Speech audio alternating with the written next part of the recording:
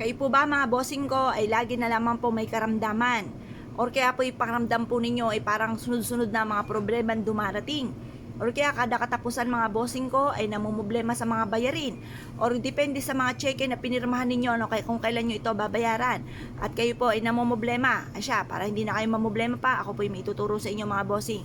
Subukan nyo po ito, proven po ito mga bossing ko na maghihigop ng mga negatibong enerhiya. Kaya lang po, medyo mahal po ata ang sibuyas ngayon, di ko alam kung magkano. At ito po ay binili lang namin, sabay-sabay ang kanyang minota, hindi ko napasay kung magkano ang sibuyas ngayon mga bossing. Ngayon pa mga bossing, ganito lang inyo pong gagawin. Dito sa ating sibuyas, slice nyo lang po ito. Ilagay sa isang platito.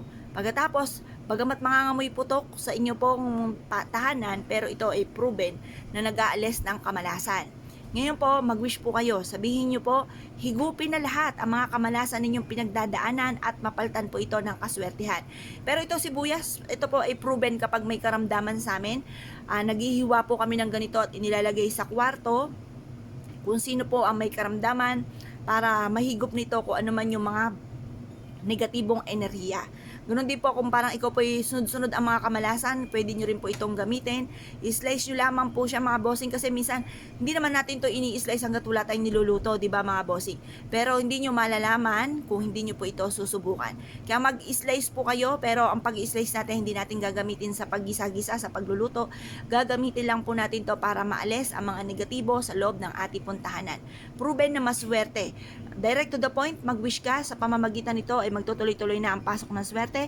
Kahit isang sibuyas lamang ay pwede, pero kung magdadalwa kayo, hindi pwede ang dalawa, tatluhin nyo na mga bossing. Mas mainam tatlo kaysa sa dalawa. Mas mainam ang isa kaysa sa dalawa. Ang dalawa mga bossing ko na bilang, 2, 4, 6, huwag kayong gagamit ang mga ganyang numero dahil hindi po yan maganda. Negative po yan mga bossing. Parang nagtatawag kayo ng mga negatibong espiritu. Kaya mas mainam mga bossing ko, yung mga isa or kaya po 3 ang gagamitin or 5. Pero sa sibuyas, pwede namang isa na lamang or kaya po 3 kung marami kayong sibuyas. Ngayon pa mga bossing, ilagay nyo po ito sa ilalim ng higaan ng taong may karamdaman. Or kung ang feeling po ninyo, yung paborito lang kayo ng kakamalasan para buong pamilya ay swertihin, wala namang may karamdaman mga bossing, ilagay nyo lang pong ito mga bossing ko, slice nyo lamang at ilagay sa may gilid ng pintuan ng inyo pong main door or kaya sa may likod ng pintuan ng main door po ninyo mga bossing. Ito po ay hihigop ng mga negatibong enerhiya at walang makaka-enter na kamalasan sa loob ng inyong tahanan. Minsan kasi napapaisip tayo, ba't kaya ganun? Ang dami-dami kong mga pampaswerte, ang dami-dami kong mga pinaggagawa pero hindi pa rin sinuswerte. Baka po mga bossing ko kaya po ganun dahil parang may alinlangan ka sa ginagawa ninyo. Kailangan may lubos kayong paniniwala. At yan lubos nyong yung paniniwala, kung kayo po naniniwala na ka-mindset sa inyo na kayo suswertihin nga po kayo mga bossing. Or kaya kung wala pa kayong mga nakalagay mga bossing ko, subukan nyo po ito dahil ito na may makakatulong po sa inyo at hindi po kayo mamalasin.